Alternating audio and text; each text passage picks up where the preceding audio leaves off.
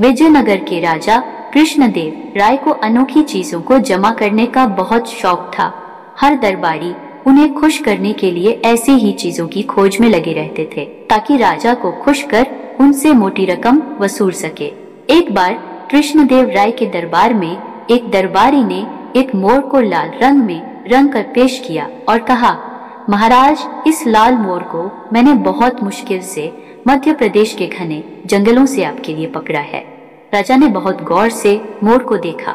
उन्होंने लाल मोर कहीं नहीं देखा था। राजा बहुत खुश हुए। उन्होंने कहा, वास्तव में आपने अद्भुत चीज लाई है। आप बताएं, इस मोर को लाने में कितना खर्च पड़ा?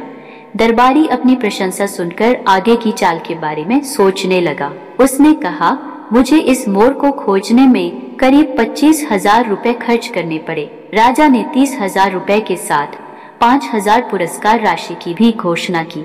राजा की घोषणा सुनकर एक दरबारी तेनालीराम की तरफ देखकर मुस्कुराने लगा। तेनालीराम उसकी कुटिल मुस्कुराहट देखकर समझ गए कि यह जरूर उस दरबारी की चाल है। वह जानते थे कि लाल रंग का मोर कहीं नहीं होता।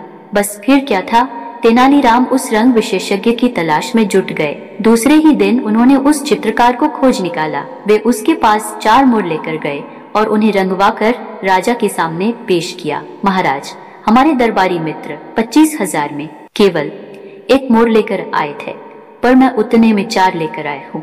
वाकई मोर बहुत खूबसूरत थे। राजा ने तेनालीराम को 25,000 रुपए देने की घोषणा की। तेनालीराम ने यह सुनकर एक व्यक्ति की तरफ इशारा किया। महाराज, अगर कुछ देना ही है तो इस चित्रकार को दें। इसी ने इन नीले मोरों को इतनी खूबसूरती से रंगा है। राजा को सारा गोरख धंधा समझते देर नहीं लगी। वह समझ गए कि पहले दिन दरबारी ने उन्हें मूर्ख बनाया था। राजा ने उस दरबारी को 25,000 रुपए लौटाने के साथ 5,000 रुपए जुर्माने का आदेश दिया। चित्रकार को उचित पुरस्कार दिया गया। दरबारी बेचारा क्या करता? वह बेचारा सा मुंह लेकर रह गया।